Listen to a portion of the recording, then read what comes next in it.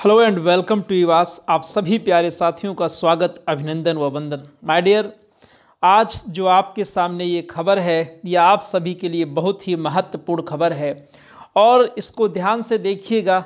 हालांकि ये जो प्रारूप है इसकी जो ऑथेंटिसिटी है वो जब ऑथराइज्ड सिग्नेचर आ जाएगा उसके बाद ही होगी, लेकिन एक संभावित जो प्रारूप निकल करके आ रहा है जो हम तक पहुंचा है वो मैं आप तक शेयर कर रहा हूं। बड़े ही ध्यान से देखिएगा। जैसा कि हम अभी चर्चा कर ही रहे थे कि सम्मिलित जो हमारा आयोग है वो बनने जा रहा है और उसकी रूपरेखा अब आपके सामने आ चुकी है। बड़े ध्यान से पढ़ेंगे। उत्तर प्रदेश उच्चतर शिक्षा सेवा आयोग एवं उत्तर प्रदेश माध्यमिक शिक्षा सेवा आयोग के सम्मेलन का प्रारूप। शीर्षक है नया आयोग उत्तर प्रदेश शिक्षा सेवा आयोग यूपी एजुकेशन सर्विसेज कमीशन के नाम से जाना जाएगा अथवा इसे उत्तर प्रदेश शिक्षा राज्य शिक्षा सेवा आयोग उत्तर प्रदेश यानी UP state education services commission भी कहा जा सकता है। सेवाएं क्या क्या देगा ये? इस आयोग द्वारा चयनित की जाने वाली सेवाएं प्रांतीय शिक्षा सेवाएं होंगी। प्रांतीय शिक्षा सेवाएं कहलाएंगी जिसके मुख्यतः 3 श्रेणियां होंगी। पहली श्रेणी देखिएगा, पहली जो श्रेणी है वो क वर्गीय सेवाएं होंगी। उच्च शिक्षा में सहायक आचार्य एवं महाविद्यालयों के प्राचार्यों के चयन संबंधी सेवाएं समाहित होंगे। ख वर्गीय सेवाएं माध्यमिक शिक्षा में प्रधानाचार्य प्रवक्ता, जैसे कि हम पीजीटी कहते हैं, प्रवक्ता एवं एलटी ग्रेड शिक्षकों की नियुक्ति संबंधी सेवाएं समाहित होंगी। एलटी और आपका टीजीटी दोनों इसमें आ जाएगा। ग वर्गीय सेवाएं प्राथमिक शिक्षा में सहायक अध्यापकों की नियुक्ति सेवाएं समाहित होंगी, यानी कि जो प्राइमरी के टीचर्स हैं बेसिक एजुकेशन में वो ग वर्ग में आएंगे। चैप्टर द्वितीय प्रांतीय शिक्षा सेवा आयोग एवं आयोग के घटक। आयोग से तात्पर्य अध्यक्ष तथा 14 सदस्यों से है जो आयोग के घटक हैं। अध्यक्ष आयोग का एक अध्यक्ष होगा।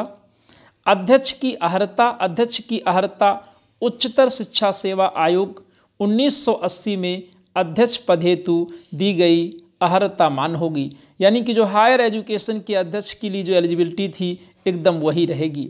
अध्यक्ष की वायु का मेंशन किया गया है जो अधिकतम 65 ईयर्स होगी।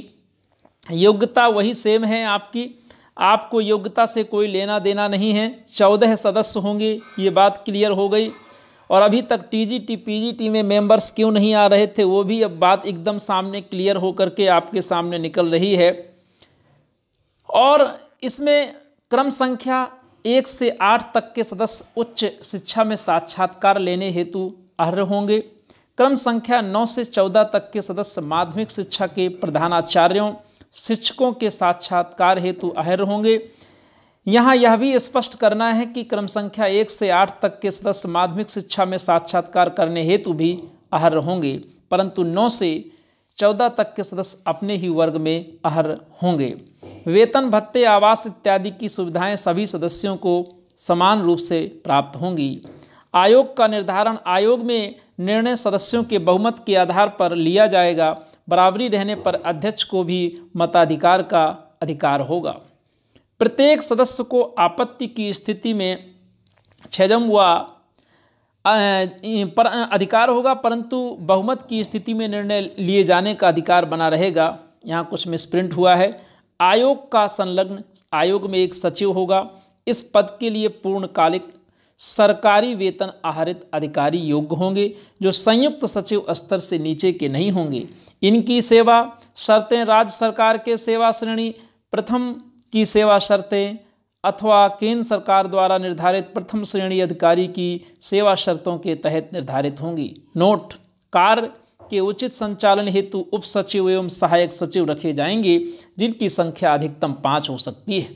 इनकी योग्यता का निर्धारण राज्य सरकार के पूर्णकालिक सरकारी सेवा श्रेणी प्रथम के अधिकारी के समतुल्य होगी।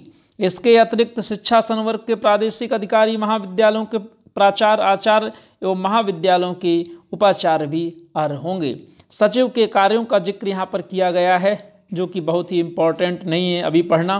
फिर परीक्षा नियंत्रक एक होगा जो कि परीक्षाएं व्यवस्थित करेगा, एग्ज़ाम की डेट वगैरह सब देगा, परीक्षाएं कैसे होनी है, जैसे कि उत्तर प्रदेश लोक सेवा आयोग में आप देख ही रहे हैं। कार्य क्या क्या होगा, परीक्षा नियंत्रक त्रिस्तरीय प्रांतीय शिक्षा सेवाओं के लिए लिखित परीक्षाओं का आयोजन कराएगा। ये परीक्षाएं कम से कम साल में एक बार अवश्य आयोजित होंगी, यानी कि 2023 में होना ही होना है।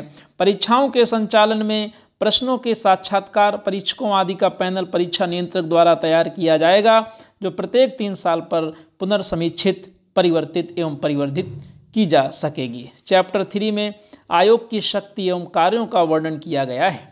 आयोग महाविद्यालय के प्राचार्यों, सहायक आचार्यों एवं माध्यमिक प्रधानाचार्य, प्रवक्ता, LT ग्रेड टीचर तथा प्राथमिक में सहायक अध्यापकों की नियुक्ति हेतु अलग अलग परीक्षाएं साक्षात्कार कर सकेगा। आयोग को परीक्षा प्रणाली, परीक्षकों, प्रासनिकों, साक्षात्कारताओं की नियुक्ति के पैनल का निर्धारण करने का अधिकार होगा। एकदम पैटर्न चेंज होने जा रहा है, देखिएगा। आयोग उत्तर प्रदेश उच्चतर शिक्षा सेवा आयोग 1980 एवं उत्तर प्रदेश माध्यमिक शिक्षा सेवा आयोग 1980 में विहित अधिकृत समस्त कार्यों का अधिकार धारण करेगा। आयोग उत्तर प्रदेश लोक सेवा आयोग की भांति उपरोक्त विभिन्न स्तर की नियुक्तियों हेतु अलग से भी परीक्षा या साक्षात्कार प्रणाली को प्रयोग कर सकता है। आप देखिए, उत्तर प्रदेश लोक सेवा आयोग के भांति चैप्टर 4 नियुक्ति परीक्षा प्रणाली, जो कि बहुत जरूरी है, चूंकि आयोग उच्चतर माध्यमिक एवं प्राथमिक शिक्षा की त्रिवर्गीय सेवाओं हेतु अधिकृत है, इसलिए नियुक्ति हेतु परीक्षा प्रकृति नियमानुसार निम्न होगी। कावर्गीय सेवाएं, बड़े ध्यान से देखिएगा। उच्च शिक्षा में सहायक आचार्य हेतु सामान्य ज्ञान आ गया है ना, आ गया, देख लीजिए आपके सामने। अब सामान्य ज्ञान से डरना नहीं है। एवं संबंधित विषय से लिखित परीक्षा का आयोजन किया जाएगा, जो वस्तुनिष्ठ प्रकार की होगी। सामान्य ज्ञान 30 अंक का होगा। कितना? 30 अंक का होगा। और संबंधित विषय 70 अंक का, साक्षात्कार भी 30 अंक का। ये हायर की बात हो रही है अभी आप नहीं मत सोचिएगा TGT वाले। आचार्य एवं महाविद्यालयों में प्राचार्यों की नियुक्ति हेतु विश्वविद्यालय अनुदान आयोग द्वारा निर्धारित आचार्यों की नियुक्ति के मानक मान होंगे, जिसमें API प्रशासनिक दक्षता विधि व्यवस्थापना हेतु अंक निर्धारित होंगे। साथ ही साक्षात्कार के लिए अलग से अंक निर्धारित किए जाएंगे। लीजिए खा वर्ग, जिसमें कि आप आते हैं TGT PGT वाले, LT वाले, ये लीजिए आपके सामने। खा वर्गीय सेवाओं में संबंधित विषय एवं अंडरलाइन कर देता हूं, देख लो ध्यान से, सामान्य ज्ञान की लिखित परीक्षा एवं साक्षात्कार हेतु निर्धारित अंक के अनुसार मेरिट का निर्धारण होगा। यदि प्रशिक्षित स्नातक, खूब मोटे मोटे अक्षरों में हाईलाइटेड कर लो, प्रशिक्षित स्नातक का मतलब क्या है? प्रशिक्षित स्नातक का मतलब माय डियर है TGT, है ना। तथा राज्य सरकार द्वारा अन्य LT ग्रेड की योग्यता धारण करते हैं, तो वे उस पद के लिए भी इसी लिखित परीक्षा से अर्ह होंगे। साथ ही साथ सामाजिक विज्ञान एवं विज्ञान के 2 विषयों के आधार पर, फिर इसको अंडरलाइन कर दीजिए प्यारे साथियों, LT ग्रेड की अलग परीक्षाएं भी आयोजित की जा सकेंगी। मेरिट का निर्धारण लिखित परीक्षा एवं साक्षात्कार के अंकों के साथ होगा। जो चले गए LT में चले गए, अब आपके सामने इंटरव्यू भी आने वाला है। गा वर्गीय परीक्षाएं सुन लें।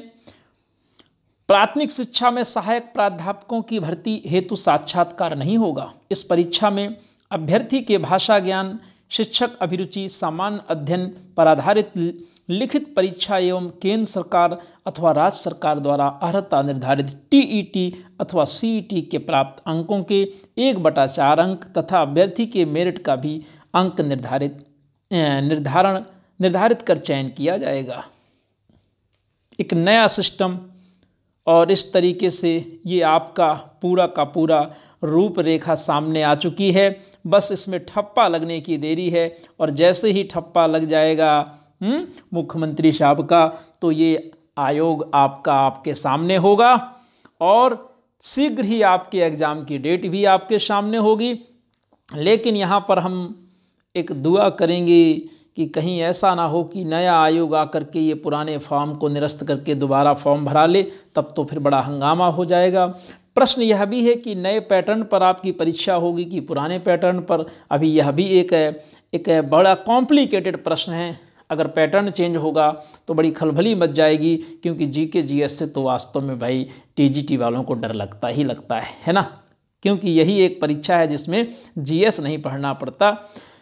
तो देखते जाइए, बस अपनी तलवार को धार देते जाइए और देखते हैं कि बहुत जल्दी ये आपके सामने आ जाएगा कि आखिर आपकी ये भर्ती परीक्षा का क्या होगा। और एलटी के लिए भी जो नया पैटर्न है यही आयोग आपकी परीक्षा भी कराएगा। Take care, thank you. यदि कोई क्वेश्चन है तो कमेंट बॉक्स में ज़रूर करें।